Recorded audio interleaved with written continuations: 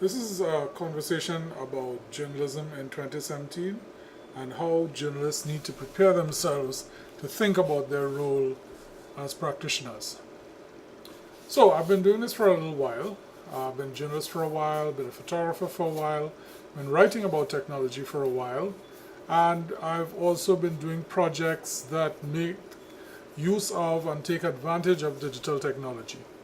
As an aside, what's interesting is that I actually gave this talk in a different form 7 years ago as the digital journalist.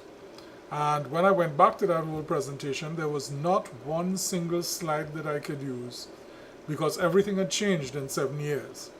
So we're living in volatile times and things are changing rapidly. This is my take on what's kind of necessary as a baseline for now.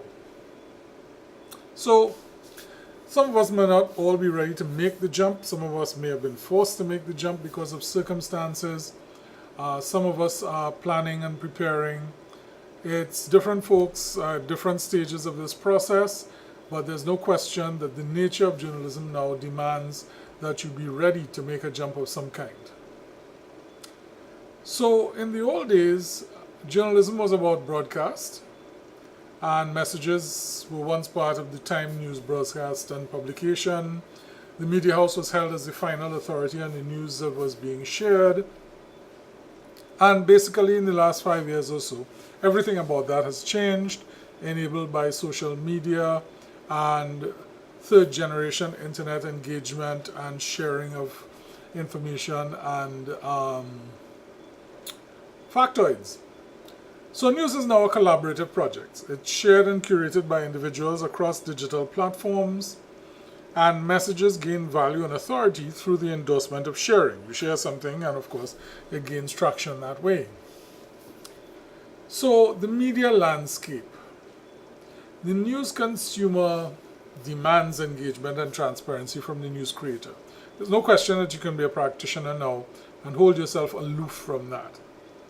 But the slowest change has been in the newsrooms in Trinidad and Tobago in particular, as well as other steadfast newsrooms in the world. And I found that media professionals are not listening to their audience and responding to them, which is a tragic and actually mortal mistake to be making in 2017. So let's talk about the dynamic. A lot of us would have come up through the ranks in an established dynamic that spoke of an employee, an employer, and there was the workplace. You went to work and you responded to demands of your employer and so on as an employee, and you were granted certain perks and so on as a result.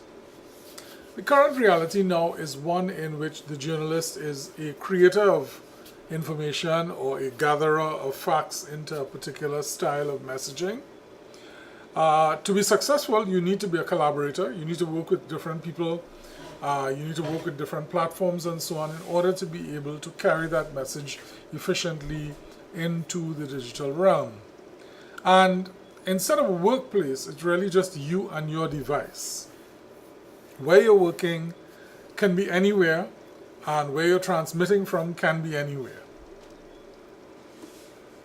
So your baselines. What are some of the things that you really should be doing as a baseline to understanding this? For one, you should understand social networks, and the only way to understand them is to participate in them.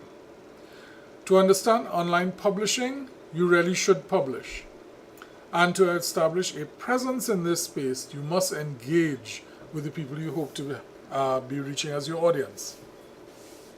So a journalist today has, I think, a different set of criteria that define him. A journalist today is a participant in online and meet world networks, that is to say real world networks that we're accustomed to. A journalist should be an author comfortable with publishing tools.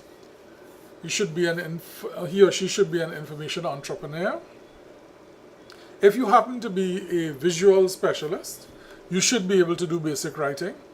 If you're a writer, you should be acquainted with what's necessary to deliver a useful image or video that someone who's professional can work with and enhance. So I exist on a whole bunch of platforms. This is just a few of them. From top is Tumblr. Clockwise is Twitter, Facebook, Instagram, LinkedIn, and there are a few other platforms. So those are the ones that I tend to push information to fairly regularly. So we exist in an environment now where basically everything is free. Online, there's a whole bunch of stuff you can get done with no cost to you at all. No overt cost, of course. Your participation in some ways is the fee. Social networks include Facebook, Twitter, LinkedIn. There's image galleries in abundance. Flickr. 500 pixel is a newcomer that's coming on pretty strong. For publishing, you have Tumblr, you have WordPress, you have Blogger.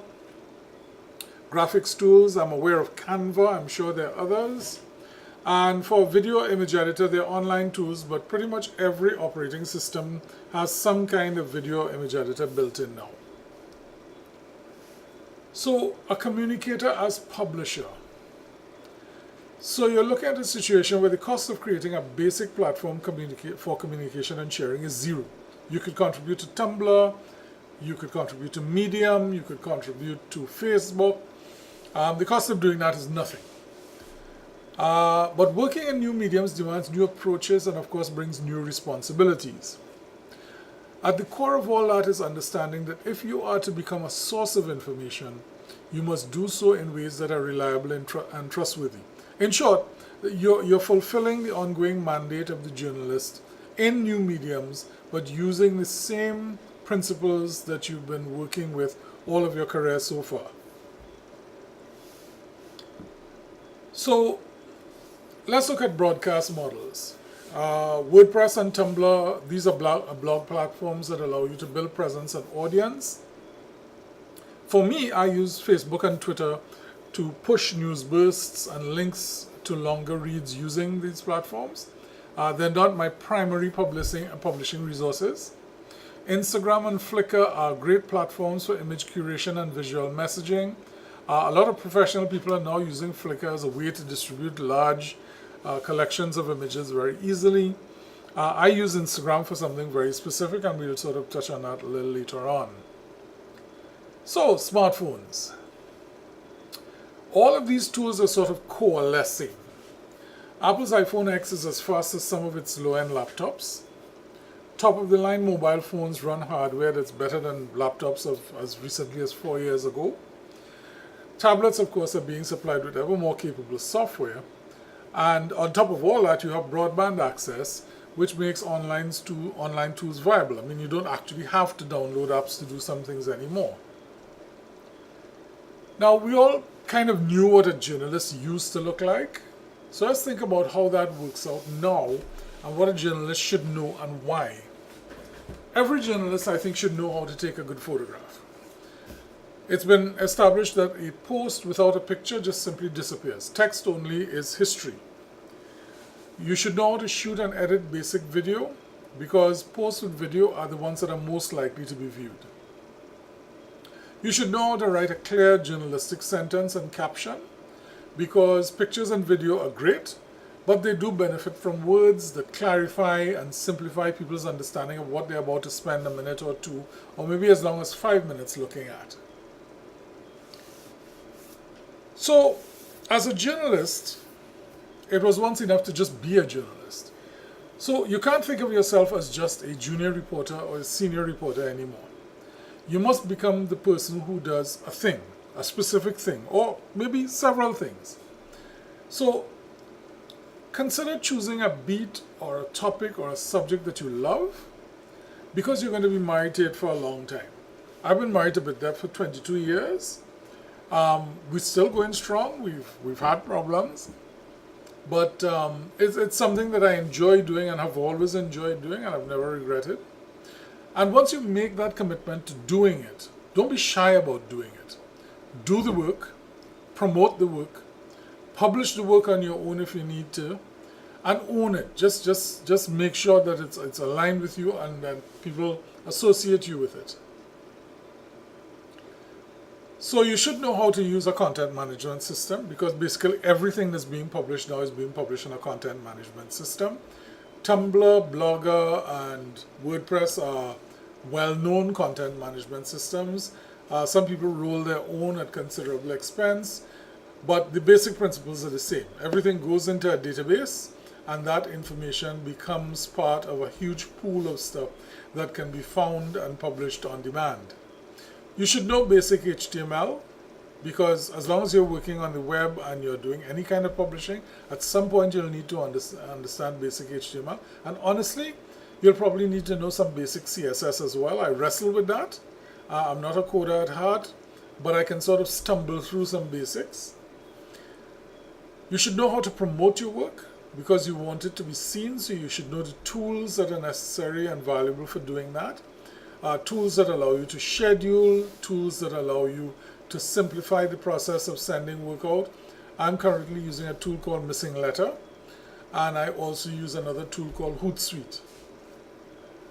And as it turns out, if you cultivate these skills for yourself and for this passion project and thing that you love, that you want to develop, having all these skills will also make you more employable, because these are skills that are simply not going to go away. They're going to evolve, they're going to intensify, but the base skills are going to be part of the practice of being a journalist for some time to come. So let me look at a few projects that I think are worth noting.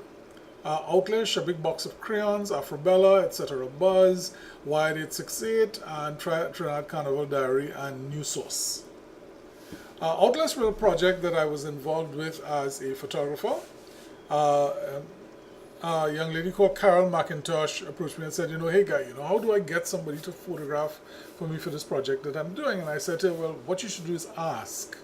So she asked me, and for just about less than 2 years, I photographed for free a whole bunch of young people doing interesting things for this online magazine. It's currently online at outlish.com, but not being updated. But it was a great time, and I got to meet all these awesome people, and it's something I've never regretted. Carol, of course, has moved on and now does another thing called Live Wired, where she does coaching for presentations and so on. A Big Box of Crayons kind of picks up that project and takes it off in slightly different directions, also doing interviews and conversations with young people who are doing interesting things. That is an active project that is ongoing. Afrobella is probably the biggest success story that we can attribute to a Trinidadian. It's done by a girl called Patrice Grell-Yerzik. And Patrice is somebody I've known since she was quite young, who began writing about something she cared deeply about. She cared deeply about natural hair and the care and grooming of it. And she struck a chord with Afro-American America, people who were interested in natural hair issues, and has carved out a very effective space for herself with Afrobella.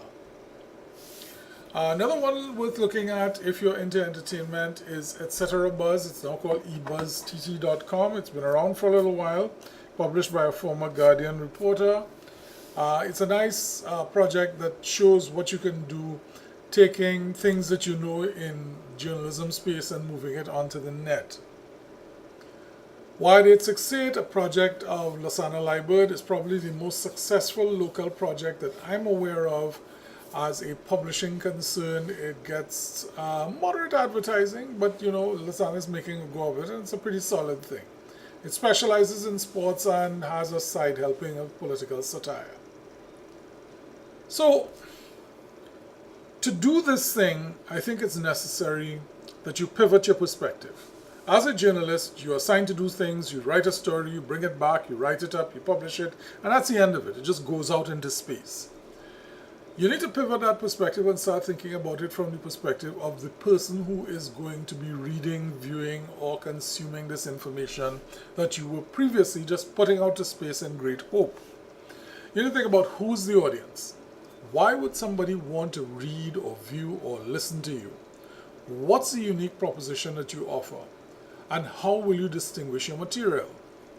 You need to visualize the audience and shape your content to suit. So you have to be attentive to how it's being received.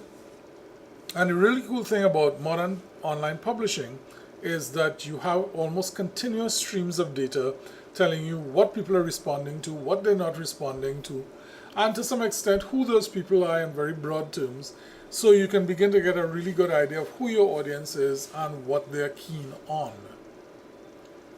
So you want to target that customer. Individuals and small collaboration groups generally can't replicate the old model of general reporting. There are a few people who are trying to do that with some success. Loop TT is part of the Loop Caribbean group that's been doing that as well. But you'll find that for the most part, a small group of people is better off drilling down and owning a smaller slice of the news pie. So you need to think about, is there a niche in the market for information on a topic that is underserved? And there are a lot of opportunities in what I like to call the super niches, which is to say the niche inside of a niche. And let's take a look at some of that. This is Trinidad Carnival Diary. Now, on its surface, Trinidad Carnival Diary is reporting on Carnival and Carnival-related things, but it has a very clear bias towards a certain kind of hip, very upscale, very engaged audience of young women who play mass in a front line. That's a broad generalization of it. It actually had its roots there, and I think a lot of its audience is still embedded there, but it's very much authority among a particular age group for the Carnival experience. News Source is another project that is hitting a space that was once only owned by another website called TNT Whistleblower. And what it's seeking to do is to not just be, not really be a whistleblower, but to do a particular kind of edgy political reporting that most newspapers wouldn't indulge in. So it's something that's worth looking at, and it's something I think that's evolving at this point. Defining the brand. Now, I can't talk about how other people define their brands. I can talk about what I did. I currently manage and build two brands. One is Lindsay Digital, which represents my professional photography, and Tech News TT. For about 10 years, BitDepth was a subsection of the Lindsay Digital website. It actually, the content is still there because I simply couldn't move 10 years worth of weekly columns over to Tech News TT just like that. And the column itself, there was some overlap. I ran the two of them for a while, but it's now the cornerstone of another project called Tech News TT that is basically building on the core idea of BitDepth, which was reporting on personal technology and ICT issues in Trinidad and Tobago. But it now allows for a clearer demarcation of audiences. I've been slowly stripping out stuff from Lindsay Digital that's not about professional photography, and I've really sort of zeroed in terms of Tech News TT on information about, relevant to, or emanating from Trinidad and Tobago in the realm of technology. So it's a much clearer and sharper division in terms of brand definition. So this is what BitDepth used to look like.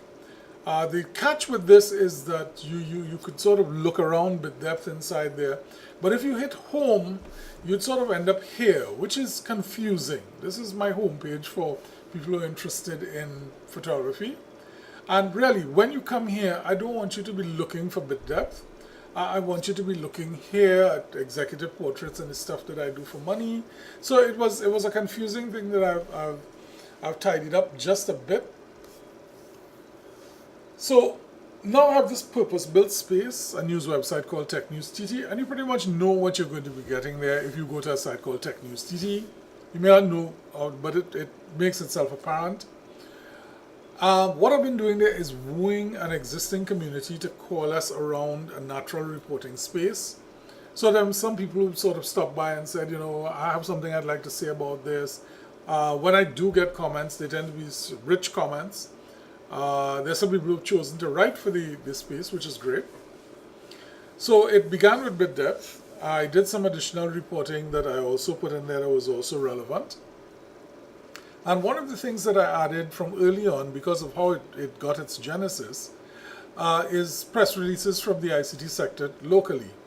And what I discovered is that because nobody was really archiving this stuff, it was a thing that people could go back to both as official statements of what a particular company or a particular agency stated at a particular time, But because they actually weren't sometimes keeping it on their own websites, it became the only resource that you could go to find this information. Of course, the contributions from sector thinkers, people began to contribute, mentioned that earlier. So this is what Tech News TT looks like now. It's mobile first. It's got nice layout. It did not start here. It was an unholy mess when it began. It sported a logo that I had designed in about 5 minutes in Photoshop, and I say designed very loosely. I'm doing air quotes here. And since then, of course, the very fine designer, Russell Halfite, has come up with this text-based logo for me. I've had a lot of people consult with me on various designs and modifications for the site, and we managed to tweak it out to here, where it's kind of interesting in that space.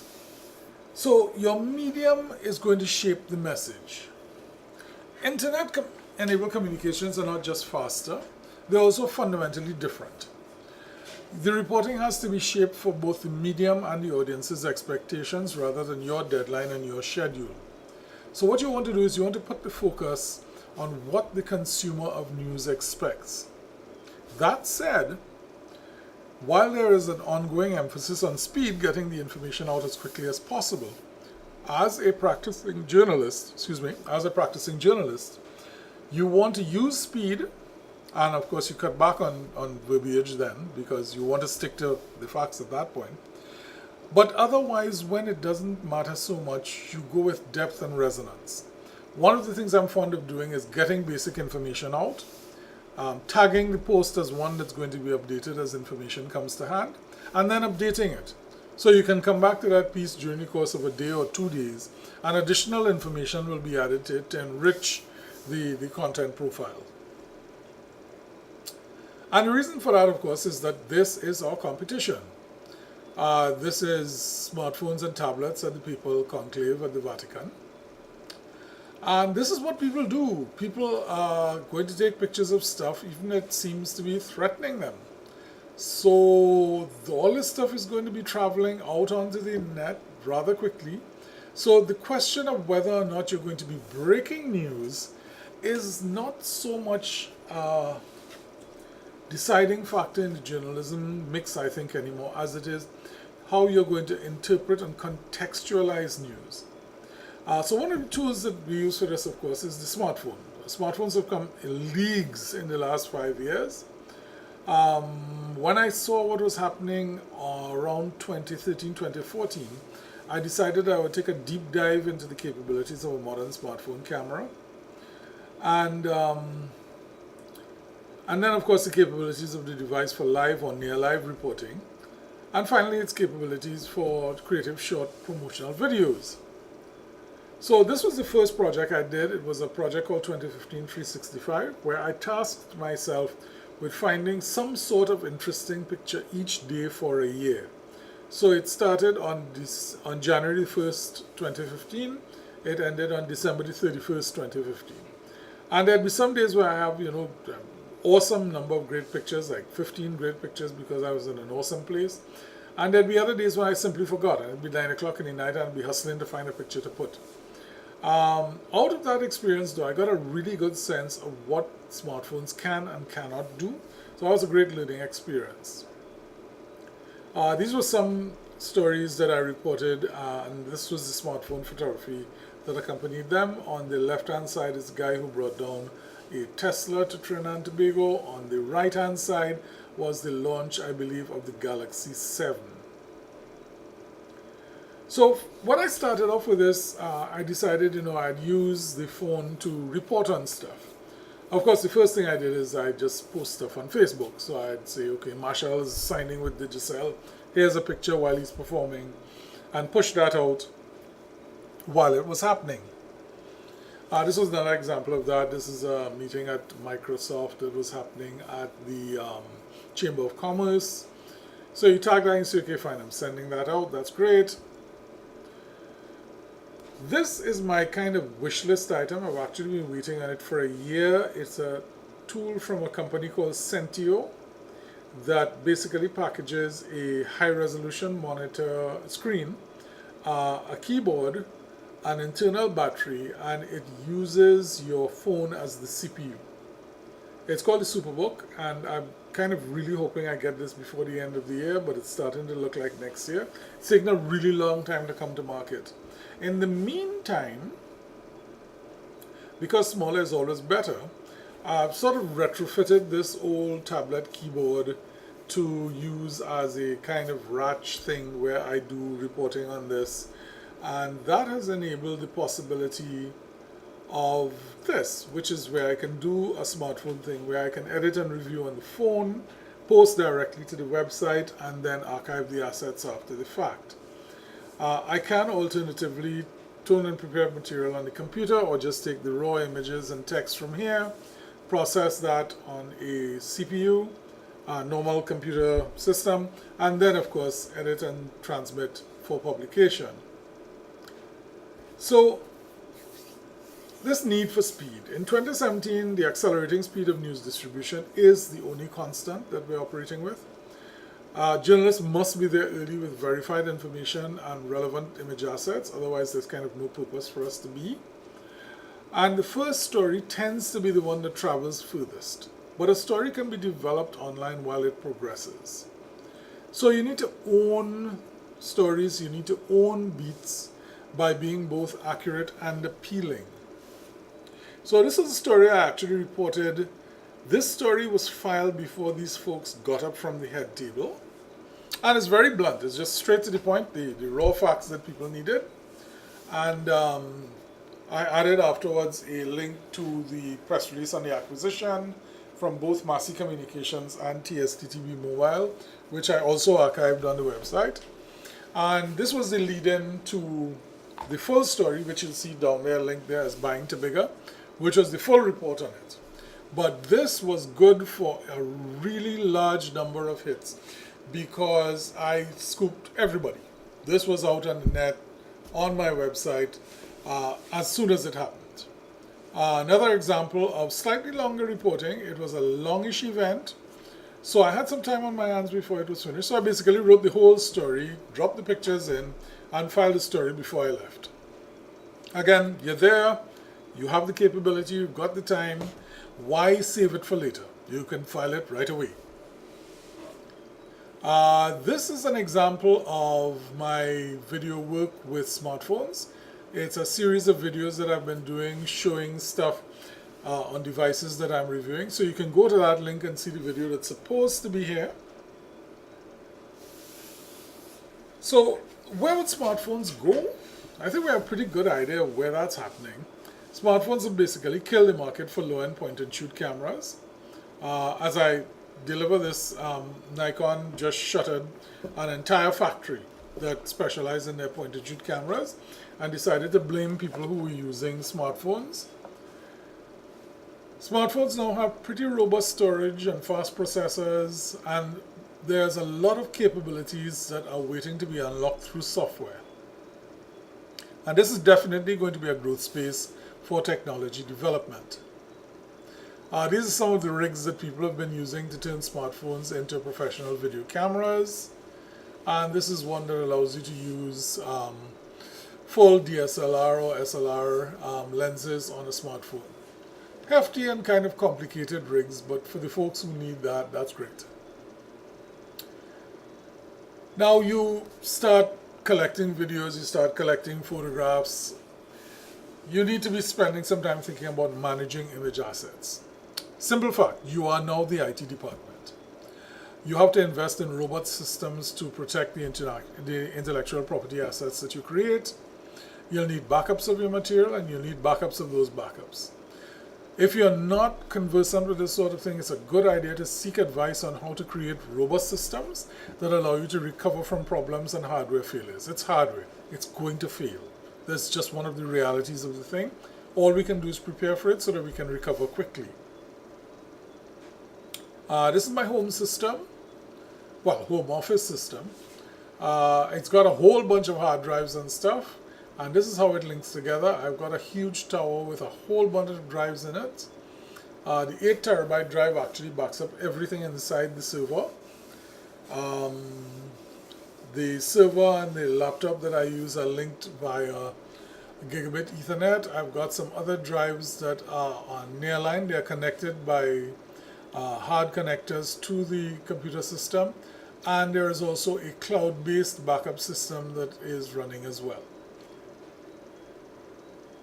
So, thinking entrepreneurially about this thing that you're doing or planning to do or hoping to do or already doing, which might be actually a wonderful thing. The thing is that owning it is not enough. Your digital 40 acres has got to be tilled, fertilized, and watered. To do that, you have to keep a reporter's perspective, but you have to learn about the business. You're responsible for your career. You should collaborate and share resources with peers, but be prepared to break out of silos to engage with common purpose. Traditional businesses do well by getting people to do very specific things for long stretches of their lives. What you need to be doing is getting familiar with a lot of things, finding out who are the people who can do them better, but being aware of what they're doing to the extent that you can actually keep tabs on it as it's happening. So, things that you should be doing. Tending to the business. So, tidy up that contacts list. Categorize it. Put it in the cloud and make sure that it links to every device that you work with. Build it, trim it, and make use of it. You should have systems that allow you to be ready to quote, offer pricing, price out advertising rates anywhere at any time. You should be ready for business when people come calling on you to do business. Deliver it. Whatever you promise, deliver it. And once you've delivered it, bill it. It's not a job until it gets paid for. Selling is necessary. This is not something that comes naturally to creators or journalists, but what you can do is streamline the processes, use software, use systems, so that it becomes easier for you to be able to do it, but sell. Personally, you should have a good headshot. You should use it widely as your avatar. Worst case scenario, if somebody has something really nasty to say about you, the picture they find should be so awesome that it totally disavows everything they've got to say. If you don't have a website right now, get an About Me page at the very least. That's about.me. You can sign up for that for free. You can put up a photograph and have a presence on the net, something that you can put on your emails and say, hey, this is about me. Have call cards. Because some really important people are still analog. They're going to ask you to give their card to their assistant. They'll shove it in their front pocket. But that's how they retain information. So just have the information in every form available. And if you have call cards, just do a simple design. Simple is always better than over-designed. It should be legible, clean. A lot of these cards are actually going to be scanned and the information lifted off of them by OCR. So it just makes it easier for it to be accurate. Know that value is not the same as money. Know your numbers. If you have a web presence, look at the analytics and the metrics for your project. Understand what they're telling you so you can adapt and adjust your approaches, and also you can explain to people what you're doing and what the response to it is. Set a price and stick to it.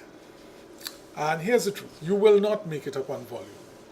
No matter what you think, selling something cheaply and selling a lot of things cheaply does not actually make you more money. People who promise you that, do this for them and they'll call you for the next project, I have to tell you they're not going to call you for the next project. What you should do to make any kind of project sustainable is to create some kind of solid revenue stream, even if it's small, to ensure that there is always money or some level of revenue or some value coming in that makes it a sustainable proposition. This is Patreon, which is a very interesting new thing that's happening. It's based on, of course, the classical system of patronage, but digital. It's sort of like a Kickstarter for jobs. You're doing a project, you explain what it's going to cost you per month to do the project, and you basically put it out there, of course, selling it. And if people are really interested, they'll give you the money to do the project. And of course, you have things that you offer them in return, like first looks and so on, to ensure that people, get value for the money they're actually going to be paying you to do this project. The thing is that there's going to be new business models emerging all the time, particularly in niche spaces. You will not be able to take advantage of them if you don't know your business inside and out. Have an elevator pitch, then have a sermon. If you only have 2 minutes to talk to somebody, just be sure you can tell everything you need to tell about the project that you're doing in that minute or 2 minutes. And if they say, hey, let's meet and talk more, then have the sermon ready so that you can woo them even more. Look at what the numbers are telling you. I can't emphasize this enough. Look at your analytics. Look at the data. And here's the thing. When you're looking at your data, sometimes the data is going to be telling you things you don't want to hear. When I first started blogging, I created a whole blog about using marks because I like marks and I know a lot about marks and I blah, blah, blah, blah, blah marks. So I began writing this thing and I looked at my analytics over the course of about 4 months and I discovered something really crushing. Nobody cared. So I stopped. Adapt, change, and if necessary, start over. And don't ever launch a project. That assumes that the thing that you are launching is finished and it's on its way on this wonderful voyage of discovery and wealth. That's not how the internet works. Make the thing and then iterate, adjust, change, tweak, revise. Stats. These are some stats for Tech News TT over the years. I took over the domain in 2014. Somebody else was handling it for a little while in 2013 and 2012. These are contact points for me. That's my blog on photography on Linda Z Digital and my website for Tech News TT. Thank you for your time. I hope this has been useful. You can contact me through any of those multitude of contact points that you've seen here, as well as through the contact forms on both of these websites. Have fun and be successful.